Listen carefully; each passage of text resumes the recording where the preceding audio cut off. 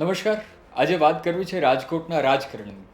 રાજકોટમાં અત્યારે હવે થોડા સમયમાં જ મહાનગરપાલિકાની સ્થાનિક સ્વરાજ્યની ચૂંટણીઓ આવવાની છે, ત્યારે બંને પક્ષો શું કરી રહ્યા છે તેની ઉપર આપણે વાત કરીશું. સવિસ્તાર વાત કરીશું. કોંગ્રેસમાં ગઈકાલથી એક ઘટના જે બની છે તેની ખૂબ ચર્ચા રાજકોટ શહેરમાં થઈ રહી છે. કોંગ્રેસના પૂર્વ કોર્પોરેટર અને અત્યારે હાલમાં એક મહિલા છે, તેમના જે પોતે કોર્પોરેટર છે તેમના પતિ એટલે કે જૂના કોંગ્રેસી અને જે પોતાને કોંગ્રેસના સૈનિક માને છે એવા પ્રવીણ સોરાણી કરીને એક વ્યક્તિ છે. તેમણે પોતાના સોશિયલ મીડિયા પર એક પોસ્ટ વાયરલ કરી, જેના કારણે અત્યારે આ મામલો ખૂબ ચર્ચામાં છે. રાજકીય વર્તુળોમાં, રાજકોટના રાજકીય વર્તુળમાં અત્યારે જે ચર્ચા ચાલી રહી છે તેની આપણે સવિસ્તાર વાત કરીશું. નમસ્કાર, હું છું કૃણાલ. આપણે આજે સૌથી પહેલાં એ પોસ્ટ વિશે વાત કરીએ. પ્રવીણ સોરાણી જેમનું નામ છે, તેમણે એમની પોસ્ટ હતી, તેમાં બે મુખ્ય મુદ્દા જોવા મળે છે. પહેલી વાત તો એ છે કે તેમણે રાજકોટ શહેરના પ્રમુખ જે છે, કોંગ્રેસના પ્રમુખ રાજદીપસિંહ, તેમની ઉપર તેમણે સૌથી પહેલાં નિશાન સાધ્યું છે અને તેમણે કહ્યું છે કે જો તમે કામ નથી કરી શકતા પ્રમુખ તરીકે તો તમારે રાજીનામું આપી દેવું જોઈએ. સાથે સાથે તેમનો આ બળાપો શું કામ છે તે પણ તેમણે જણાવ્યું કે આ જે અત્યારે રાજકોટનું જે કાર્યાલય છે, તે જે કાર્યાલય છે ત્યાં જૂના કોંગ્રેસીઓને જવું ગમતું નથી. તેનું કારણ એમણે કહેવું છે કે આ રાજકોટનું જે કાર્યાલય છે તે ઇન્દ્રનીલ રાજ્યગુરુ, રાજકોટના દિગ્ગજ નેતા, તેમના જે હાથમાં છે આ રાજકોટનું કાર્યાલય તેવું તેમને લાગે છે, ને તેના કારણે જૂના જે કોંગ્રેસીઓ છે તે ત્યાં જવા નથી માંગતા. વધુમાં ગુસ્સો વધારે હશે તો તેમણે એ પણ કહ્યું કે જો આમને આમ જ ચાલતું રહેવું તો આ વખતે જે ચૂંટણી થવાની છે ત્યાં કોંગ્રેસની 0 સીટ આવશે. આ વાત કરી. ત્યારબાદ જે કોંગ્રેસના શહેરના જે પ્રમુખ છે તેમણે પણ પોતાની તરફથી પોતાનો પક્ષ મૂક્યો છે, તે પણ આપણે સાંભળીશું. તેમણે જે વાત કરી તેમાં એમણે એ જ આરોપ લગાવ્યો છે કે આ એક તો શિસ્ત તોડવામાં આવી છે, પાર્ટીની જે શિસ્ત છે તેને તોડ્યું છે અને તેમની ઉપર આવનારા સમયમાં પગલાં લેવામાં આવશે. સાથે સાથે તેમણે એવું પણ જણાવ્યું છે કે પ્રવીણ સોરાણી જે છે તે તેમના જૂના ભાજપના મિત્રો સાથે ઉઠબેસ કરે છે. ટૂંકમાં સ્થાનિક સ્વરાજ્યની ચૂંટણી આવવાની છે, હજી અધિકારીઓ કંઈ કહે તે પહેલાં તો નેતાઓ પોતપોતાના જે સાધનો છે તે તૈયાર કરી રહ્યા છે, પોતપોતાની તૈયારી જે છે તે ચાલુ કરી દીધી છે. તેવા સમયે આ બંને નેતાઓ જે કહ્યું તેમને સાંભળીએ. ત્યારબાદ તમારું શું કહેવું છે? એક તરફ જ્યારે ભાજપ પોતાના અત્યારે હોદ્દેદારોની લિસ્ટ બહાર પાડી રહ્યું છે ને ત્યારે એ છોડીને કોંગ્રેસમાં જે આંતરિક જૂથવાદ જે છે તે આપણી સામે દેખાઈ રહ્યો છે, ત્યારે સ્થાનિક સ્વરાજ્યની ચૂંટણીમાં કોણ જીતે છે તેનું આકલન કરવું થોડું સરળ બની રહે છે. શું કહેવું છે તમારું આ વિડીયોના મુદ્દે તે જણાવો અમને કોમેન્ટમાં. આખો મામલો એવો છે કે આ છેલ્લા અમારી ત્યારથી રાજદીપભાઈ પ્રમુખ બન્યા ત્યારથી અમારી રજૂઆત છે કે કોંગ્રેસ કાર્યાલય બદલાવો ત્યાંથી, કારણ કે ત્યાંથી જે સંચાલન અને કાર્ય પદ્ધતિ છે એનાથી હું સખત નારાજ છું. ત્યારથી અતુલભાઈ પ્રમુખ હતા ત્યારે પણ અમને ત્યાંથી કાર્યાલયમાંથી હડકૂત કરીને કાઢવામાં આવ્યા હતા.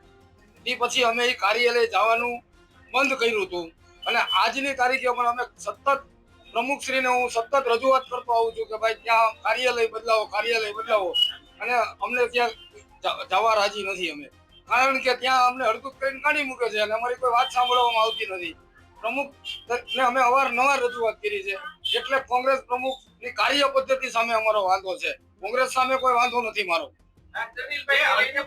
ઇન્દ્રનીલભાઈ ત્યાંથી ઇન્દ્રનીલભાઈ ચલાવે છે. જે તે વખતે જે બનાવ બન્યો ત્યારે અમે અતુલભાઈ રાજાણીને પ્રશ્ન પૂછ્યો હતો અને જવાબ અમને ઇન્દ્રનીલભાઈ આપતા હતા. તો હવે ત્યાં અમે જાય તો એ જ પરિસ્થિતિ થાય ને કે ભાઈ પેઢીની જેમ ચલાવવાની છે. અમે કોઈના માણસ નથી, અમે તો કોંગ્રેસના સૈનિક છીએ અને ત્યાં જે પદ્ધતિ ચાલે છે માણસો તરીકે ચાલે છે. ઇન્દ્રનીલભાઈ રાજ્યગુરુ અમને અડધું કરીને ખાઈ હતા ને બધાને 25 જણા ઉભા થઈને અમે નીકળી ગયા હતા જે અતુલભાઈ પ્રમુખ હતા ત્યારે. શું કહેવામાં શું આવ્યું કે ભાઈ હું ચલાવીશ, પ્રમુખ નહીં ચલાવે અને તમારે જવું હોય તો જાઓ. અને એ વખતે 1.5 વર્ષ પહેલા અમે ત્યાંથી નીકળી ગયા હતા. એ આપને પણ બધાને ખબર છે. પણ નવા પ્રમુખ આવ્યા તો નવા પ્રમુખની સામે એની કાર્ય પદ્ધતિની સામે અમારો વાંધો છે કે ભાઈ 1 વર્ષથી અમારી માંગણી છે કે કાર્યાલય બદલાવો ત્યાંથી. તો એ ન બદલાવી શકતા હોય તો એને પ્રમુખ પદ ન સંભાળવું જોઈએ. ઘણા લોકોને છે, મારી સાથે 25 જણા નીકળી ગયા હતા. હજી આજની તારીખે મારા જેવા સિનિયર કોંગ્રેસીઓ ઘણા બધા કોંગ્રેસ કાર્યાલય જાતા નથી. ઘણા બધા છે, જે તે વખતે આપને ખબર જ છે બધાને. નામમાં તો કોંગ્રેસનું કામ કરું તેમાં કાર્યાલયને ને કોંગ્રેસના કામને શું લેવા છે? ત્યાં કોંગ્રેસની કોઈ મીટિંગ હોય, ત્યાં રજૂઆત થતી હોય, ત્યાં સૂચના મળતી હોય, એ સૂચનાનો અમે જવાબ આપતા હોય, ગોઠવણી થતી હોય કાંઈ પણ પાર્ટી લેવલે, તો એ અમારી વાત સાંભળે નહીં અને એમ કે ભાઈ જાઓ તમે અહીંથી નીકળી જાઓ, તમારે બોલવાનું નથી થતું. આજ વાંધો હોય ને. બદલાવે છે ને, બદલાવતા નથી કાર્યાલય, તો એનો મતલબ શું? જ્યારથી રાજદીપભાઈ પ્રમુખ તરીકે આવ્યા ત્યારથી મારી રજૂઆત છે કે કાર્યાલય બદલાવો. અમે ત્યાં નહીં આવી, અમે પણ એક કોંગ્રેસના જવાબદાર સૈનિક છીએ. 17-25 વર્ષથી વાવાઝોડામાં પણ અમે પડકાર ફેંક્યો નથી.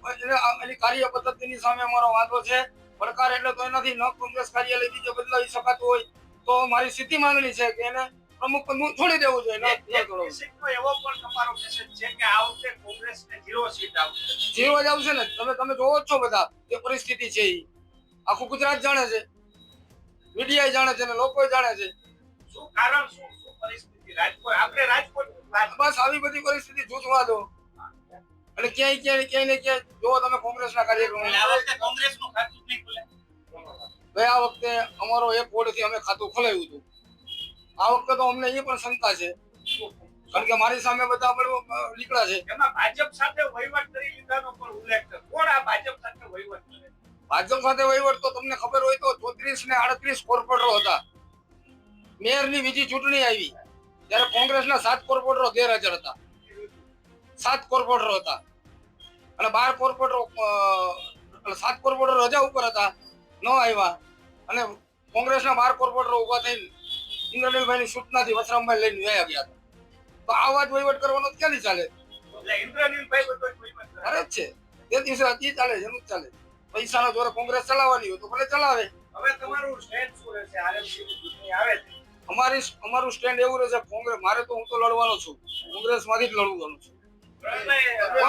પણ અત્યારથી મને એવું લાગે છે કે આ લોકો જે બધા એનું આખા બધા ગોઠવણ વાળા છે મારી સામે ધોકા લઈને નીકળ્યા છે એટલે મને ટિકિટ આપવા નામ દેવા નથી માંગતા.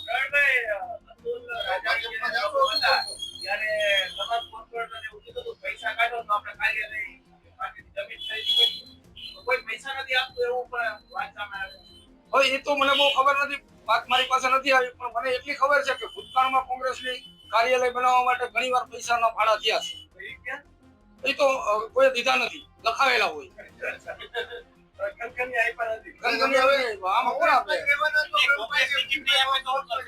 કોંગ્રેસ ટિકિટ નહીં આપે એ તો પછીની વાત છે, પછી મારે શું સ્ટેન્ડ લેવું.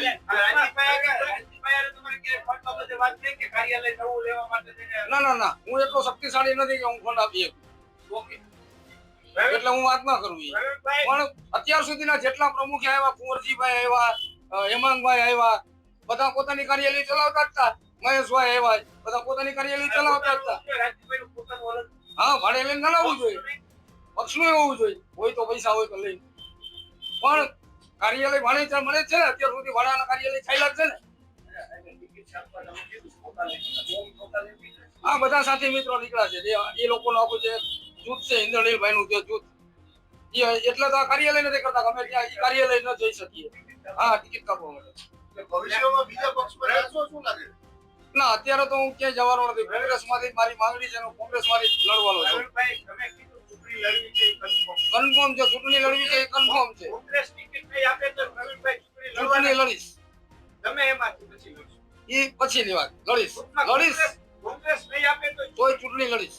ખાસ કરીને કોંગ્રેસ પાર્ટી લોકશાહી ધરાવતી પાર્ટી છે અને કોંગ્રેસની અંદર કોઈ પણ ઘર હોય ત્યાં પણ ક્યાંક વિચારભેદ રહેતા હોય છે, બધી પાર્ટીઓમાં રહેતા હોય છે. પણ આપે જે મને વાત કરી ઇન્દ્રનીલભાઈની, તો ઇન્દ્રનીલભાઈ અમારા રાજકોટના પૂર્વ ધારાસભ્ય પણ છે, પ્રદેશના નેતા પણ છે, રાજકોટ શહેરના ડેપ્યુટી મેયર અને સ્ટેન્ડિંગ કમિટીના ચેરમેન પણ છે, સિનિયર આગેવાન છે અમારા. ઇન્દ્રનીલભાઈ કે અમારી પોલિટિકલી અફેર્સ કમિટીની, એટલે એમાં બધા સિનિયરો આવી જાય, માત્ર ઇન્દ્રનીલભાઈ નહીં, જેટલા પોલિટિકલી અફેર્સ કમિટીના સિનિયર આગેવાનો રાજકોટ શહેર કોંગ્રેસના છે એ બધાને સમન્વયથી હું રાજકોટ શહેર કોંગ્રેસના જે કાર્યક્રમો આપું છું બધાને સાથે રાખીને આપું છું. અને આપે જે કોર્પોરેટરની વાત કરી એ કોઈ પણ સંજોગે જે પાર્ટીના પ્લેટફોર્મ ઉપર જે વાત કરવાની હોય એ ચોથી જાગીરની સામે જો વાત થતી હોય તો ગંભીરતાથી આની રાજકોટના શહેર પ્રમુખ તરીકે હું એમની નોંધ લઈશ અને એમને જે વર્તન કર્યું છે અને જે મેસેજ દીધો છે એ મેસેજ ઉપર અમે પગલા પણ આવનારા દિવસોમાં લેશું.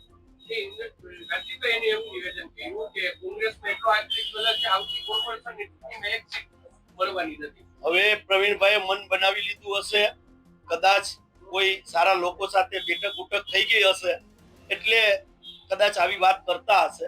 અને હું આપના માધ્યમથી કહેવા માંગુ છું કે પ્રવીણભાઈ સોરાણીને 3 ટર્મ કોંગ્રેસ પાર્ટીએ ટિકિટ આપી છે, કોર્પોરેટર ચૂંટાણા છે, વિરોધ પક્ષના નેતા બનાવ્યા છે. પાર્ટીએ જે કાંઈ પાર્ટીના પ્લેટફોર્મ ઉપર એમને અપાતું હોય બધું આપ્યું છે. વાત રહી એમના વિચારોની, તો એ કદાચ ક્યાંક મિત્રો સાથે બેઠતા હશે અને આવી ચર્ચા એમને કરી હશે. આજના દિવસે હું આપના માધ્યમથી કહું છું કે ભારતીય જનતા પાર્ટીને રાજકોટ મહાનગરપાલિકાની અંદર જડબાતોડ અમે જવાબ આપશું. 0 સીટ છે એ કદાચ પ્રવીણભાઈને સપનું આવ્યું હશે, પણ આવનારા દિવસોમાં સારું સપનું પણ એને આવશે એ પણ આપને ખાતરી એમ એવું લાગુ છે કે કાર્યાલયને બંધ બનાવી દીધો છે એટલે આ રીતના વિરોધ કરી રહ્યા છે. બની શકે કે ભારતીય જનતા પાર્ટીના મિત્રો સાથે એમની ઉઠક બેઠક થઈ હોય ને ક્યાંય આવી ભારતીય જનતા પાર્ટીના લોકો આવી વાત કરતા હોય કે 0 સીટ આવશે. એક કોંગ્રેસી તરીકે કોઈ પણ કોંગ્રેસનો રાજકોટનો કાર્યકર હોય, સિનિયર આગેવાન હોય કે જુનિયર આગેવાન હોય, કોંગ્રેસ પાર્ટી ભારતીય જનતા પાર્ટીને જડબાતોડ જવાબ દેવા માટે તૈયાર છે અને આવનારી કોર્પોરેશનની અંદર બતાડશે કે પ્રવીણભાઈનું સપનું સાચું પડવાનું છે કે શહેર પ્રમુખનું સપનું સાચું પડવાનું. હાર્દિકભાઈ, એણે એવું કીધું છે કે પીઠ નેતાઓ કાર્યાલયની અંદર પ્રવેશ નથી કરતા. શું કેવું? ભારતીય જનતા પાર્ટી આ આક્ષેપ કરે તો માની શકાય. કોંગ્રેસના અમારા કોર્પોરેટર છે, સન્માનીય છે પ્રવીણભાઈ, પણ પ્રવીણભાઈને એટલા માટે ખ્યાલ નહીં હોય કે પ્રવીણભાઈ પોતે કાર્યાલયે નથી આવતા અને પાર્ટી પ્લેટફોર્મમાં જે પ્રદેશ કક્ષાએથી જે કાર્યક્રમો આવે છે, જે દિલ્હી કક્ષાએથી સંગઠન સુજનના જે કાર્યક્રમો આવે છે, મેં પોતે એમને ફોન કરેલા છે. અમે પણ સંગઠન સુજનના માધ્યમથી અમે એક મસ્ટર બનાવેલું છે જે અમારા પોલિટિકલી અફેર્સ કમિટીના સિનિયર લીડર એટલે કે પ્રવીણભાઈ પણ એમાં આવે છે.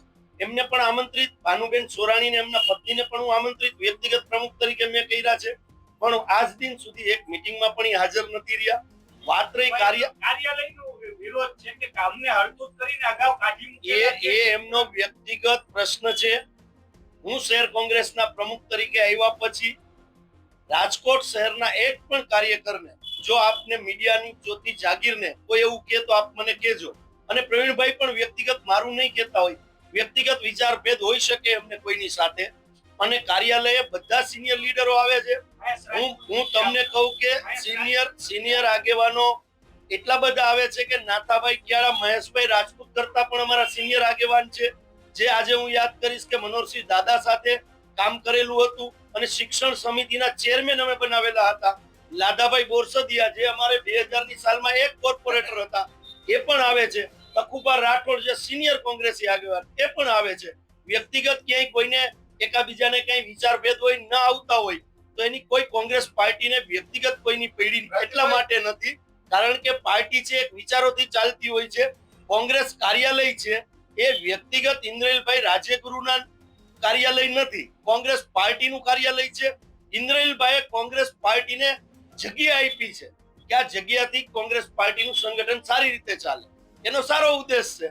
તો તમારે વ્યક્તિગત કોઈનું નામ લઈ અને કાર્યાલય સાથે, તો કાર્યાલય આવનારા દિવસોની અંદર જ્યારે આપના માધ્યમથી કહું છું કે કોંગ્રેસ પાર્ટી કાર્યાલય બનાવવાની છે, તો આપના માધ્યમથી કહું છું કે આપ પ્રવીણભાઈને પૂછો કે કેટલો ફાળો આપશો.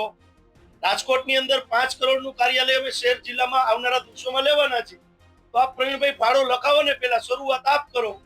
બરોબર છે? એટલે આપણે તાત્કાલિક દિવસોમાં ફેરવી નાખીએ.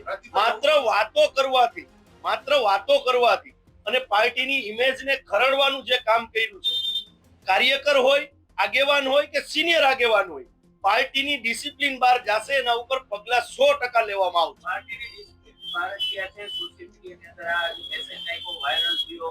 હવે શું પગલા લેવાના? ચોક્કસ પગલા લેવામાં આવશે. સંગઠન સુજનના અભિયાનથી જે પાર્ટી સંગઠન ઉપર જે ભાર આપી રહી છે, આવનારા દિવસોમાં આપને પણ જાણ કરવામાં આવશે કે શું પગલા લેવામાં આવે. ચોક્કસ પગલા લેવામાં આવશે. આજની તારીખે હું આપને કોંગ્રેસ છે કોઈ આપતા નથી એવું નથી. કોંગ્રેસ પાર્ટી જે રીતે અત્યારે ચાલી રહી છે, બધા આગેવાનો, વ્યક્તિગત હું કોઈના નામ નથી લેતો, સિનિયર આગેવાનો જુનિયર આગેવાનો બધાએ ફાળો લખાયો છે. નથી આપતા એવી વાત જ નથી. લખાવે છે પણ નહીં પાર્ટી પ્લેટફોર્મ ઉપર જ વાત છે. જેમને લખાવ્યા છે કાર્યાલય બનાવવા માટે બધા આપવાના, કોઈ ના નથી પાડી. પણ શહેર અને જિલ્લાનું બંને કાર્યાલય સાથે બનાવવાનું છે. દિલ્હી અમારા હાઈકમાન્ડ અને ગુજરાત પ્રદેશ કોંગ્રેસના અમારા પ્રમુખ અમિતભાઈ ચાવડાની સાથે ચર્ચા કરી અને પછી અમે આગળ વધવા. મહેશ રાજપૂત આવે છે કાર્યાલય? મહેશભાઈ નહીં આવતા એનો વ્યક્તિગત પ્રશ્ન હશે. બે લોકોને લઈને કોઈ કાર્યાલય બંધ ન કરી શકાય. એમનો ક્યાંક ને ક્યાંક આંતરિક વિચારમાં ક્યાંક પ્રોબ્લેમ હશે. તમે સ્વીકારો છો અંદરો ચાલે છે ખરા? મેં આપને પહેલા જ કીધું કે કોઈ પણ પરિવાર હોય એમાં વિચાર ભેદ રહેતા હોય છે. હવે એક બે જણાને લઈને કઈ પાર્ટી છે, પાર્ટીમાં રાજકોટ શહેરની અંદર હજારો કાર્યકરો છે. પોલિટિકલી અફેર્સ કમિટીની અંદર 32 લોકો છે, 32 સિનિયર આગેવાનો છે. એમાં માત્ર એક વ્યક્તિને લઈને આપણે આ ચર્ચા કરીએ એને બહુ હું ગંભીરતાથી એટલા માટે નથી લેતો કે એ ક્યાંક ને ક્યાંક પોતાના વ્યક્તિગત વિચારોની લડાઈ છે. કોંગ્રેસ પાર્ટીના એકજૂટ થઈ મહેશભાઈ આવે છે અને તમામ આગેવાનો આવે છે. એટલે કોઈ કાર્યાલયનો મુદ્દો છે, કાર્યાલયનો મુદ્દો ખોટો છે. આપના માધ્યમથી કહું છું, સિનિયર આગેવાન હોય કે જુનિયર આગેવાન, પાર્ટીનું કાર્યાલય છે. કોઈ વ્યક્તિગત કોઈનું કાર્યાલય નથી, પંજાનું કાર્યાલય છે. ત્યાં અમારા પ્રદેશ પ્રમુખ અમિતભાઈ ચાવડા પણ આવતા હોય, સીએલપી લીડર તુષારભાઈ પણ આવતા હોય અને મુકુલ વાસનિકજીએ ત્યાં મીટિંગ કરી છે. હવે આ બે વ્યક્તિઓ તો નાના કહેવાય એ લોકો પાસે, ને હું પણ નાનો કહેવાય. જો અમારું શ્રેષ્ઠ નેતૃત્વ એ કાર્યાલયમાં આવી અને મીટિંગ કરતું હોય તો બાકીના લોકોનો મારે જવાબ દેવાનો તમને આવતો એટલા માટે નથી કે મેં તમને કીધું એક વિચાર ભેદ હોય બની શકે. તમારે જવાબ